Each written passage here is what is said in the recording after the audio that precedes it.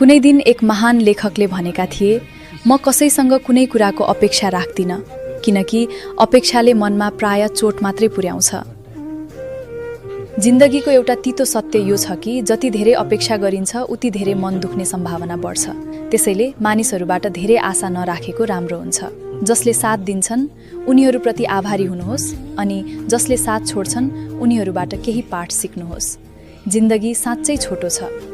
यहाँ रिस, गुनासो र तुलना बोकेर हिँड्नुभन्दा आफ्ना साना साना खुसीहरू सङ्कलन गर्दै बाँच्नु नै उपयुक्त हुन्छ र जिन्दगी सरल पनि बन्दछ। मुस्कानलाई आफ्नो बानी बनाउनुहोस्, किनकि हरेक दिन फेरि फर्केर आउँदैन र यी कुराहरू हमेसा याद राख्नुहोस्।